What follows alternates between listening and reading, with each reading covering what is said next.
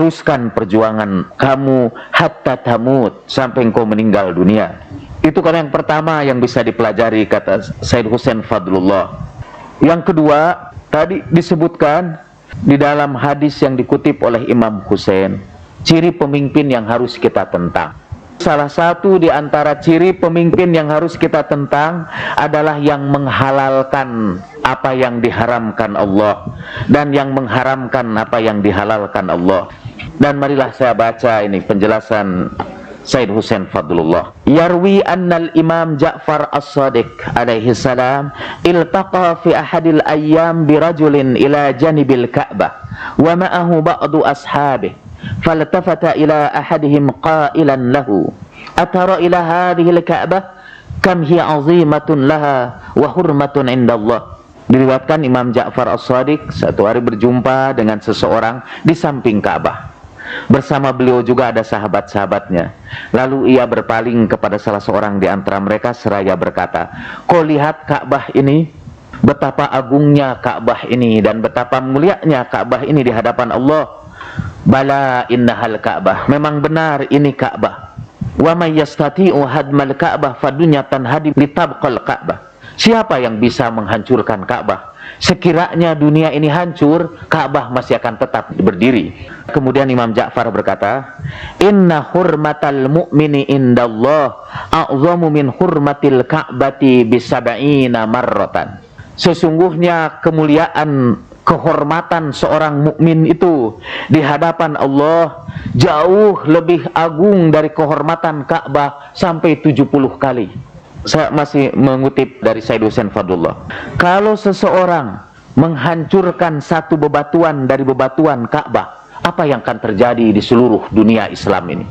Pasti akan terjadi kegemparan karena ada seorang berani merobohkan bebatuan Ka'bah. Kalau ada seseorang melemparkan kotoran ke Ka'bah, apa yang akan terjadi di seluruh dunia Islam? Pasti akan terjadi kegemparan luar biasa. Tapi kata Said Husain, ajaib, ada orang yang menjatuhkan kehormatan orang Islam, yang menjelek-jelekan kehormatan Islam, yang memfitnah sesama kaum muslimin, memburuk-burukan nama dia di hadapan orang banyak. Tidak gempar seluruh kaum muslimin.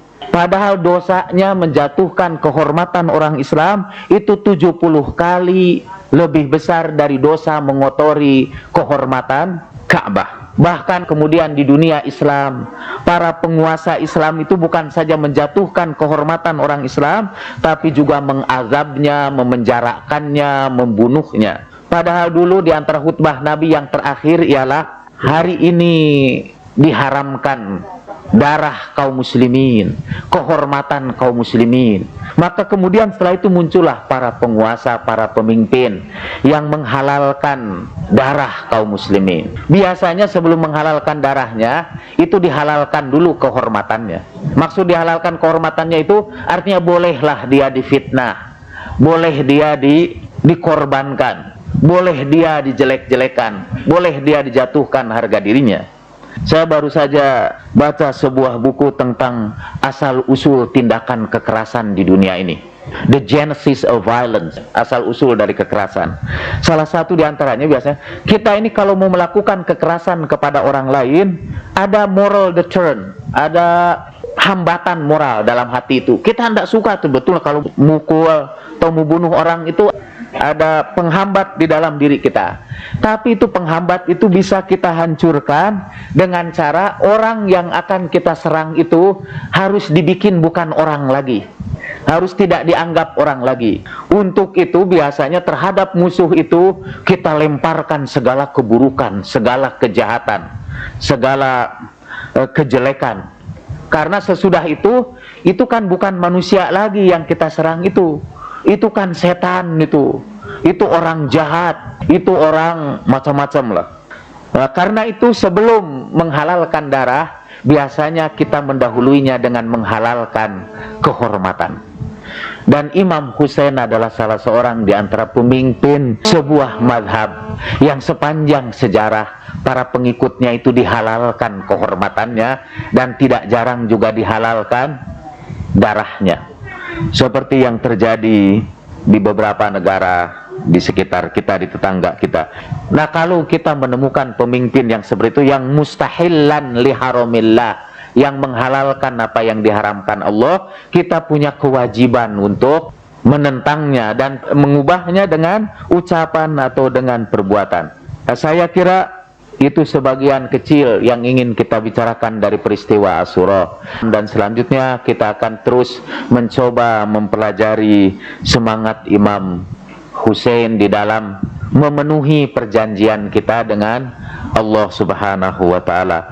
Orang yang memenuhi perjanjian itu pilihannya ada dua, dia gugur sebagai syahid atau dia menunggu saat yang sama. Kata Sayyid Hussein, yang maksud menunggu itu ialah kalau kita belum gugur sebagai syahid, maka kita harus mempersiapkan langkah-langkah kita supaya satu saat kita juga dihitung sebagai orang yang gugur sebagai seorang syahid. Dan ciri orang yang syahid adalah orang yang memenuhi perjanjiannya dengan Allah Subhanahu wa ta'ala 70 kali. Orang-orang memenuhi perjanjian dengan Allah Subhanahu wa ta'ala. Di Amerika saya berjumpa dengan seorang perempuan dari Kenya yang kebetulan mengikuti salah satu tarekat. Di Afrika banyak sekali berkembang aliran-aliran tarekat. Lalu dia cerita, dia punya pelajaran dari gurunya yang sangat berharga. Dan gurunya itu bapaknya sendiri. Jadi syekhnya itu bapaknya sendiri. Satu saat dia berjalan ke pasar atau gimana, dia menemukan ada orang yang berpakaian lusuh, kotor, sedang terpuruk di pinggir jalan.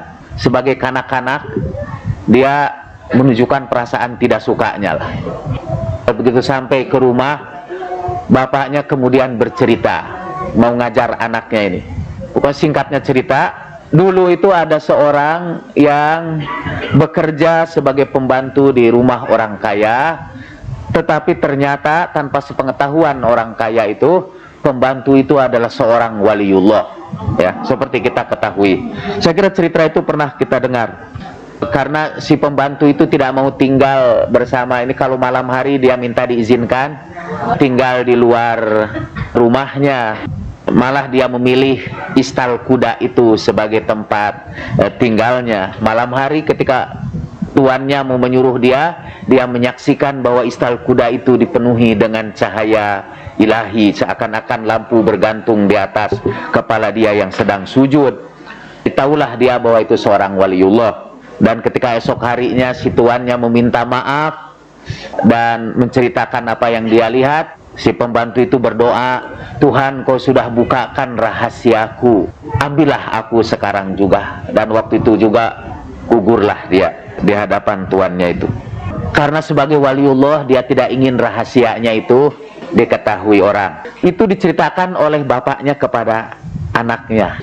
Akhirnya kata bapak itu, karena itu janganlah sekali-kali kamu merendahkan kehormatan seorang Islam, apapun keadaan dan penampilan mereka. Karena siapa tahu mereka itu adalah sebagian dari waliullah, sebagian dari kekasih-kekasih Allah. Sebetulnya itu tafsir berikutnya untuk menjelaskan hadis bahwa kehormatan seorang mukmin di hadapan Allah jauh lebih agung 70 kali dari kehormatan Ka'bah. Karena itu juga menjatuhkan kehormatan seorang Islam dengan mempergunjingkannya, dengan menjatuhkan harga dirinya, dengan menjelek-jelekannya, apalagi dengan memfitnahnya, itu dosanya 70 kali lebih besar dari dosa menghancurkan kehormatan Ka'bah. Rasulullah juga syahid itu. Kitab-kitab tarikh menyebutkan Rasulullah itu meninggal dalam keadaan diracuni. Qutila masmuman, kata Rasulullah itu dibunuh dalam keadaan diracun. Dan seluruh para imam ahlul bait semuanya syahid. Ada yang syahidnya dengan ditumpahkan darahnya, dan ada yang syahidnya karena racun itu. Mengapa tidak seluruh yang syahid itu kita peringati? Kenapa hanya Imam Hussein saja? Jawaban yang blow on ialah kebanyakan itu nanti mungkin hampir setiap bulan kita memperingati syahidnya para imam itu. Tapi itu jawaban yang blow on. Jawaban yang rada pinter ialah karena syahidnya Imam Hussein itu mempunyai makna yang sangat istimewa di dalam sejarah Islam.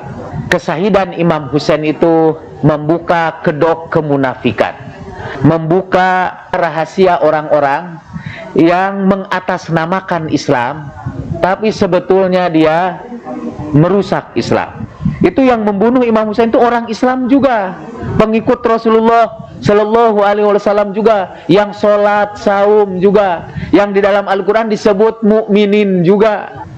Tetapi dengan tindakannya yang drastis menghukum Imam Husain, jelaslah bagi kita pelajarannya yang berharga di situ. Itu karena itu kita peringati. Sebab kalau syahidnya Rasulullah Shallallahu Alaihi Wasallam, meninggalnya Rasulullah, dalam hal kesahidannya saja masih ada perdebatan di kalangan orang Islam itu.